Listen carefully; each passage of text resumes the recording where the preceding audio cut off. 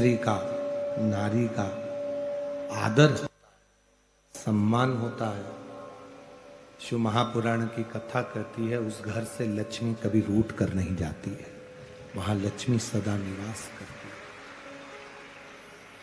वहां लक्ष्मी का वास होता है, लक्ष्मी वहां निवास करने लगती है, लक्ष्मी वहां रहती है।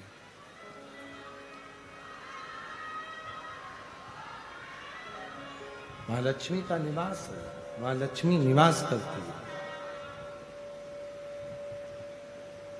वहां से लक्ष्मी कभी रूठ कर नहीं जाती है। वहां लक्ष्मी सदा निवास करती है, सदा निवास। जैसे एक मुखी से लेकर 14 मुखी तक रुद्राक्ष का वर्णन शिव महापुराण के अंतर्गत है।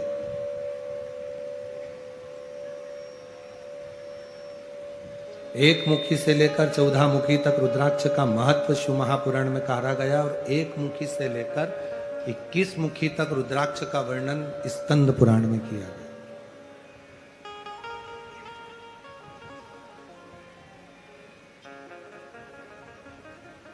यदि हम शिव महापुराण की बात करें, शिव महापुराण का सुंदर चरित्रों का वर्णन अगर हम श्रवण कर रहे हैं और उसका स्मरण हम कर रहे हैं, तो उसमें एक मुखी से लेकर 14 मुखी तक रुद्राक्षों की महत्वता कही गई। और उसमें भी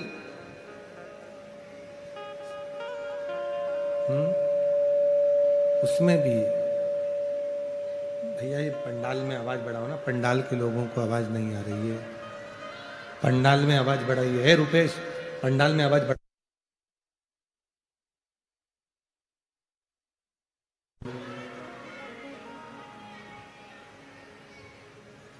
एक मुखी से लेकर 14 मुखी तक रुद्राक्ष की महत्वता कही गई है शिव महापुराण के अंतर्गत।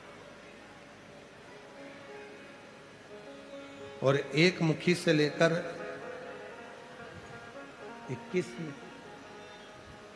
21 मुखी तक स्कंद पुराण में रुद्राक्ष की महत्वता कही गई।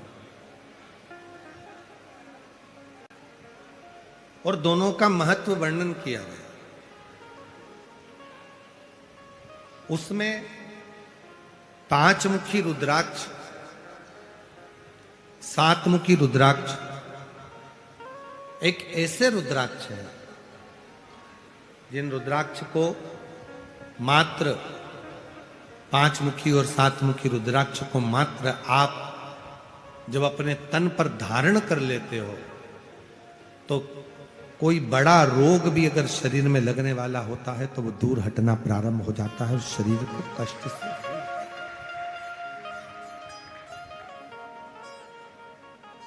पंचानंद रूपी 5 मुखी रुद्राक्ष जो पंचानंद रूपी है, 5 मुखी रुद्राक्ष जो पंचामुख,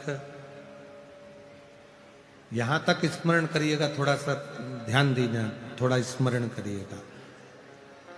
यदि आवाज नहीं आ रही है, पंडाल की आवाज खोलो, नीचे पंडाल में आवाज बढ़ाइए। वर्णन एक बड़ा सुंदर भाव कहा गया। यदि मान लो शरीर में कोई गांठ पड़ गई, डॉक्टर ने कह दिया ये गांठ गल नहीं रही है, दवाइयां ले रहे हो, औषधियां ले रहे हो, और हमने पहले भी कथा में कहा कि डॉक्टर शंकर का एक रूप होता है, डॉक्टर शिव का एक रूप है। शिव महापुराण की कथा डॉक्टर को शिव मानती है, डॉक्टर को शंकर का एक स्वरूप मानती है। और मान लो शरीर में कोई गांठ आ गई, कोई गठान शरीर के अंदर आ गई और वो गल नहीं रही, या रजो धर्म से जुड़ी हुई कोई प्रॉब्लम खड़ी हो जाती है। कई माताओं को रजस्वला धर्म के समय पर बहुत तकलीफें होती हैं, या रजस्वला धर्म में जुड़ी हुई कोई प्रॉब्लम हो जाती है, तो उसका लिए अभी महाराज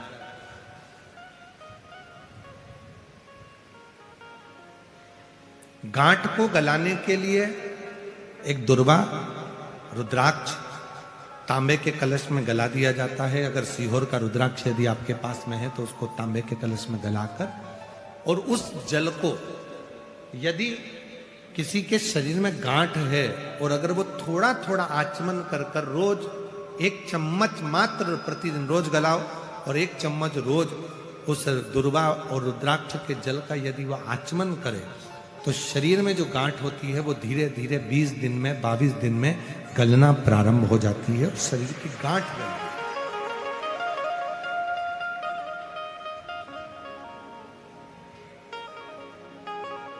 उस रुद्राक्ष में इतनी मूलता होती है, इतनी मूलता होती है। जैसे 5 मुखी रुद्राक्ष है, 7 मुखी रुद्राक्ष है, ये प्रत्येक जो रुद्राक्ष है, रुद्राक्ष कभी भी फैशन के लिए नहीं पहना जाता है। रुद्राक्ष हमेशा संरक्षण के लिए पहना जाता है।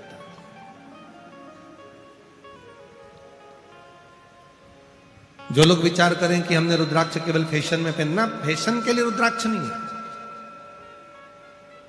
हमेशा संरक्षण के लिए, अपनी रक्षा के लिए, अपनी सेफ्टी के लिए। जैसे पहले होता था कि कर्ण के पास में एक कवच था, किसी के पास इंद्र के पास वो कवच पहुंचा, लोग कहते हैं कि उनके पास वो कवच था।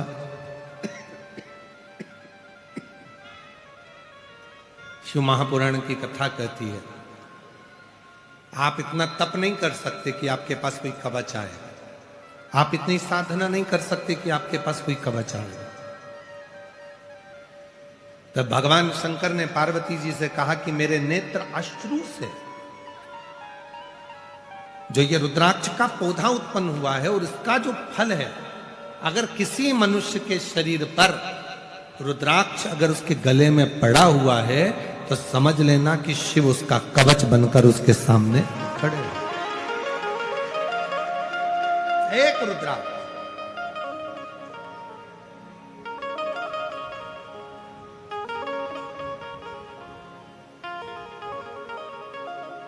इसलिए सारी दुनिया में, संपूर्ण विश्व में सीहोर के रुद्राक्ष की मूलता रहती है। लोग अभी तो रुद्राक्ष वितरण बंद है मां, जब रुद्राक्ष महोत्सव होता है तो 2 महीने के लिए रुद्राक्ष वितरण बंद कर दिया जाता है। 15 मार्च से रुद्राक्ष वितरण वापिस चालू हो जाएगा, पूरा साल चलता है।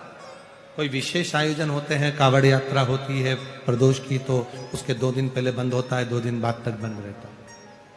कोई विशेष फंक्शन यदि धाम पर रहते हैं तो रुद्राक्ष को बांटना बंद कर देते हैं, जिससे भीड़ रहती है तो लोगों को तकलीफ ना हो, कष्ट ना हो, उसका स्मरण किया जाता है।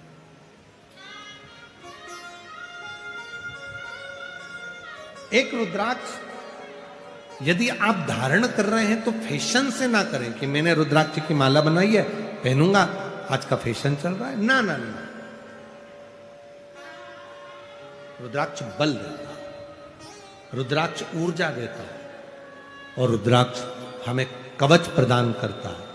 कितना सुंदर कहा गया, यदि प्रातः के समय पर, सुबह के समय पर यदि मात्र रुद्राक्ष को हम अपने सीधे हाथ से गले में पड़े हुए रुद्राक्ष को केवल हाथ में थोड़ी तेजी से उसको पकड़ लेते हैं तो शरीर में अगर दिन भर में कोई रोग आने वाला भी होता है तो वो रोग कट जाता है, वो रोग समाप्त हो जाता है। उस रुद्राक्ष में इतना बल है,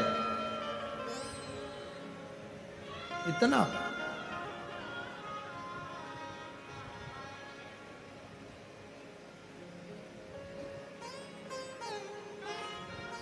इसलिए भारत की भूमि का सबसे बड़ा रिसर्च सेंटर रुद्राक्ष रिसर्च सेंटर, रुद्राक्ष पर रिसर्च करने के लिए मध्य प्रदेश की पावन धरा कुबरेश्वर धाम सीहोर में रुद्राक्ष रिसर्च सेंटर बनाने का एक निर्णय लिया है।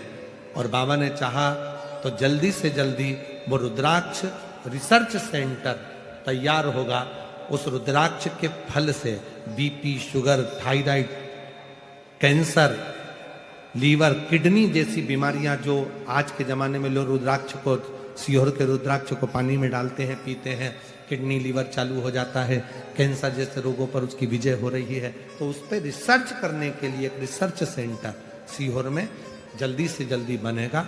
और उस रिसर्च सेंटर में रुद्राक्ष की महत्वता कितनी है, रुद्राक्ष की भस्म की महत्वता कितनी है, रुद्राक्ष के जल की महत्वता कितनी है, कौन सा रुद्राक्ष कितना बल प्रदान करता है, और उस रुद्राक्ष से कौन सी बीमारी कंट्रोल करी जाती है, उसका रिसर्च किया। और बहुत जल्दी उसको बनाने का प्रयास चालू रहेगा, बहुत जल्दी उसको बनाएंगे और आप सबका सहयोग मिलेगा तो वो रिसर्च सेंटर पूरे भारत का गौरव बनेगा। रुद्राक्ष रिसर्च सेंटर पूरे भारत, दूर दूर से लोग उस रिसर्च सेंटर को देखने के लिए, समझने के लिए, और उसके लिए हमने एक टीम गठित कर दी है। वो टीम अभी पूरे भारत में भ्रमण कर रही है। उस रिसर्च सेंटर के लिए पूरी टीम बनाई गई है और जो पूरे भारत में भ्रमण कर कर सारे रिसर्च सेंटरों में जा रही है और उससे उसको देख रही है, उस टीम को देख। बड़े से बड़े रोग पर विजय कैसे प्राप्त करी जाए, रुद्राक्ष से। कितने पत्र हैं महाराज, अगर हम इन पत्रों को केवल पढ़ें, हम तो थोड़े बहुत पत्र पढ़ते हैं, परंतु इन पत्रों का यदि हम देखें तो नीचे ढेर पड़े हुए पत्र हैं, हम नहीं पढ़ पाते। और कितना भोले बाबा ने दिया, केवल एक रुद्राक्ष, शिव महापुराण की कथा, बेलपत्र, एक लोटा जल, सारी समस्या का हल। केवल इतनी बात से अगर दुनिया के लोगों को लाभ। और फिर निवेदन है, किसी आडंबर में पढ़ने की जरूरत नहीं, किसी ढोंग ढकोसले में पढ़ने की जरूरत नहीं। आज के समय में जितना आडंबर फैल रहा है, ये सारे आडंबर की रोक है। एक लोटा जल, मंदिर जाओ, शिव जी को जल चढ़ाओ। किसी बाबा जोगी के चक्कर में पढ़ने की जरूरत नहीं है, किसी महाराज के चक्कर में पढ़ने की जरूरत नहीं है। अपन खुद बाबा को जल चढ़ाकर बाबा की भक्ति करें। दुनिया में इधर उधर फंसने की जरूरत नहीं। हमको इतना पैसा दो, हम तुम्हारा ये काम कर देंगे, मैं तुमको ऐसी चीज दे दूंगा, धन निकल जाएगा। धन निकल जाता तो बाबा ही काय को बनता। किसी आडंबर में, किसी ढोंग में, किसी ढकोसले में, किसी इधर उधर पाखंड में फंसने की जरूरत नहीं है। केवल एक लोटा जल चढ़ाओ, शंकर जी को रिझाओ, शिव जी पे बेलपत्र चढ़ाओ, एक वृक्ष लगाकर प्रकृति को हरा भरा करो। और वही वृक्ष जब बड़ा होगा, उसकी बेलपत्र टूटकर जब शिव जी को चढ़ेगी तो उसका फल आपको मिलना प्रारंभ हो जाएगा।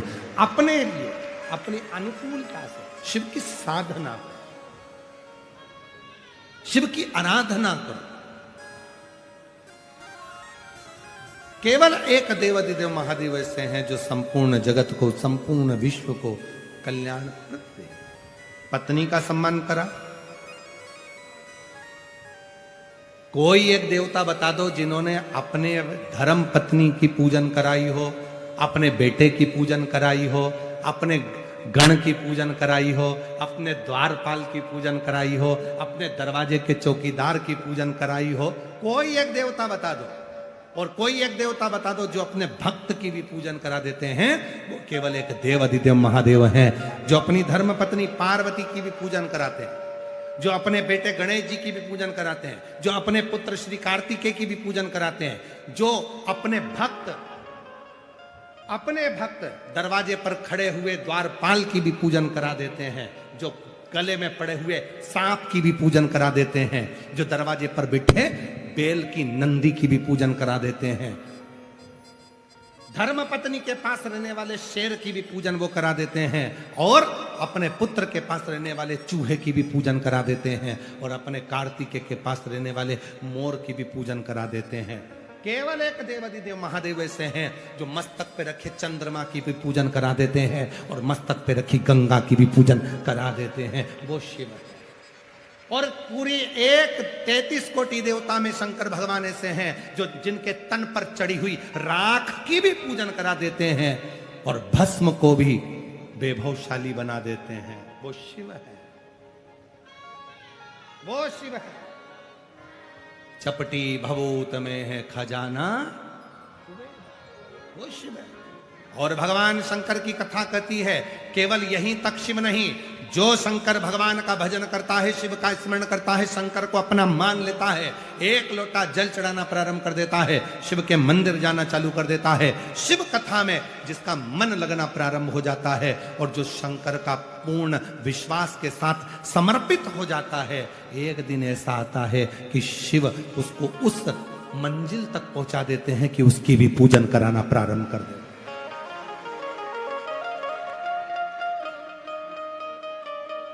शिव उसकी भी साधना कराना प्रारंभ कर देते। आप शिव को भजो, शंकर को जानो। पार्वती मैया शिव जी से मंगल विवाह कर रहे हैं। सुंदर भगवान भोलेनाथ जी का विवाह मां पार्वती के साथ हो। सुंदर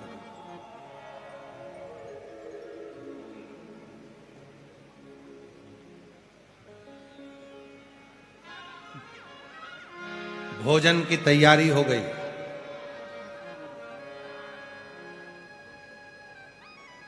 तैतीस कोटि देवता बैठ गए हिमालय राज की नगरी में। भोजन करने के लिए लग गई पंगत। पंगत जानते हो? अरे बोलो तो जम के। पंगत मतलब नीचे बैठकर, पत्तल सामने आती है, थाली सामने आती है, भोजन करते हैं बैठकर, उसको कहते हैं पंगत। 33 कोटि देवता बैठ गए पंगत में। अब इधर बैठ गए भगवान शंकर के सारे गण, डाकनी, पिशाचनी, चुड़ैल, भूत, भयंकर। पत्तल लगाने वाले आए, इधर पत्तल लगाई, उधर पहुंचे। एक के 12 मुंह थे। उससे पूछा तू कौन से मुख से भोजन करेगा? पत्तल कहां रखो? उसने कहा 12 रख। 12 पत्तल रखे। और आगे गए तो एक के 2 मुंह थे, एक आगे एक पीछे। उससे पूछा तू कहां से भोजन करेगा? उसने कहा 2 पत्तल, एक आगे भी रख, एक पीछे भी। 2 पत्तल रखे। फिर और आगे गए, एक का मुंह ही नहीं था, गला ही गला था। उससे पूछा तू कैसे खाएगा? कहने लगा बाल्टी में लाता जा और गले में कूड़ता जा। बाकेट में भर के ला और गले में कूड़। भोजन कराने वालों की हालत खराब हो गई, इनको कैसे भोजन करा। तब भगवान ब्रह्मा जी के पास में गए। ब्रह्म जी के पास में पहुंचते, इंद्र के पास में गए। इंद्रदेव, देवता बैठ कर भोजन कर रहे हैं, इसको तो पंगत कहते हैं, पर भूत चुड़ैल को भोजन कैसे कराएं? इनको कैसे खिलाएं? क्या करा? तो कहा ये बैठ के नहीं जीम सकते, इनको खड़े खड़े खिलाओ। खड़े भोजन बफेट चालू। जो आपके यहां पर आज के जमाने में जो बुफे होता है, वो शिव जी की शादी से चालू हुआ था। जो बफेट भोजन होता है शिव जी की शादी से चालू। किसको कब कितना चाहिए किसको मालूम, तो तुम लेते जाना, खाते जाना, खड़े खड़े खाओ, शिव नाम गाओ और अपने घर जाओ। भोजन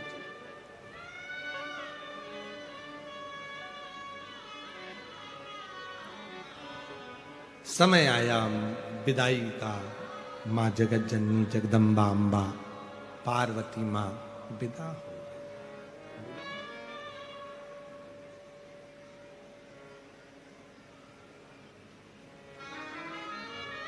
दुनिया का सबसे कठिन पल, दुनिया का सबसे कठिन क्षण वो होता है जब एक बाप से बेटी दूर जाती। वो दुनिया का सबसे कठिन क्षण। लोग कहते हैं कि बेटी की विदाई में सबसे ज्यादा मां रोती है, पर शिव महापुराण की कथा कहती है बेटी की विदाई में सबसे ज्यादा बाप रोता है। बाप